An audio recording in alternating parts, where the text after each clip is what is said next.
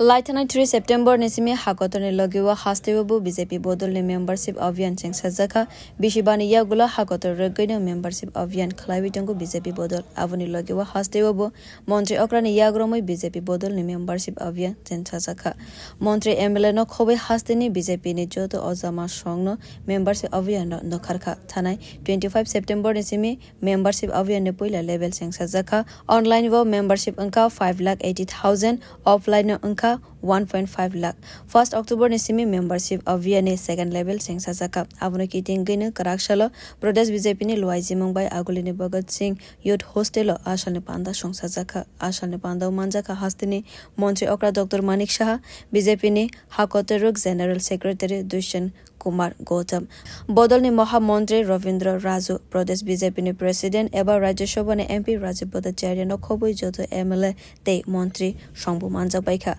ashal ne pandano tebe সবাই শুক্রবার সাওয়াইখানা রেখা MLA ভগবান দাস আমাদের আপনারা জানেন যে সারা দেশে আমাদের সদস্যতা অভিযান শুরু হয়েছে প্রতি 5 বছর অন্তর অন্তরই সেটা হয়ে থাকে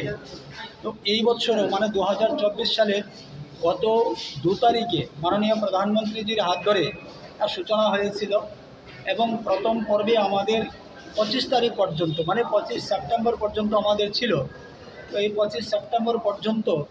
আজকে সারা দেশের মধ্যে ত্রিপুরা একটা ভালো স্থান নিয়ে নিয়েছে ভালো জায়গা নিয়ে নিয়েছে আমাদের রাজ্য ভালো সদস্য হয়েছে তো